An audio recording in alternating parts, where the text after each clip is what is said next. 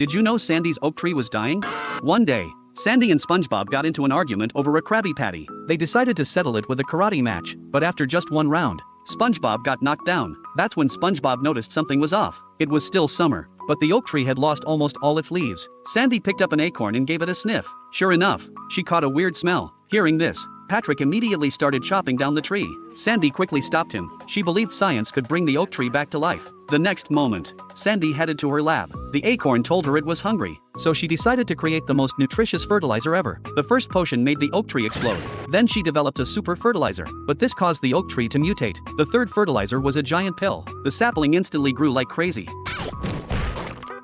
However, this was only temporary, so Sandy decided to use her secret weapon this time. Finally, the sapling grew plump fruit. Then Sandy couldn't wait to pour the potion on the oak tree. After some intense shaking, a giant acorn smashed into her head. More and more acorns started falling. Sandy excitedly stuffed them into her mouth. Soon the room couldn't hold all the acorns anymore. With no other choice, she had to call SpongeBob for help, so they decided to turn the acorns into food. SpongeBob thought it tasted great. Patrick even smeared the jam all over himself and ate it. Before leaving, Sandy gave Patrick the last few jars. Just when Sandy thought it was all over, she heard shouting outside. The residents tried the acorn spread on Patrick's back. They instantly fell in love with it. Now they wanted more spread. To calm everyone down, Sandy had no choice. She had to use the potion to make more acorns. She gave every Bikini Bottom resident a jar of acorn spread to boost production. Sandy even built a fully automated assembly line. SpongeBob here scoops acorns onto the conveyor belt. Then the tubes take them inside, where I turn them into nutty butter.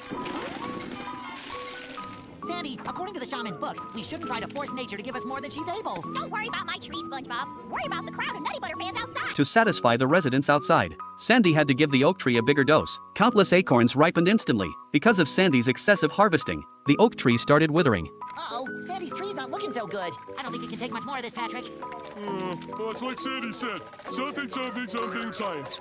And who are we to argue with science? Soon they ran out of acorns. Patrick copied Sandy and poked the tree trunk twice with an umbrella. The oak tree completely withered. The two felt guilty. One frantically patched up the tree. The other was busy making spread with his mouth. Completely unaware, Sandy was still outside handing out spread, and she promised to make more. But when she got back to the tree dome, she was stunned. The tree was withered and SpongeBob was sprawled on the ground. Patrick showed off the acorn spread he made. Sandy thought as long as she had the potion, the tree could come back to life. SpongeBob quickly stopped her. Then a voice came from the tree. A wise figure appeared. Why do you hurt your tree?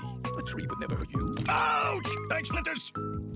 The wise one suggested Sandy plant more trees. That way she could satisfy everyone without disrupting nature's balance. But Sandy had already let go of fame and glory. She was just a squirrel who only wanted one tree. So she brought in nutrient-rich soil from back home. After the tree got the nutrients it truly needed, it came back to life.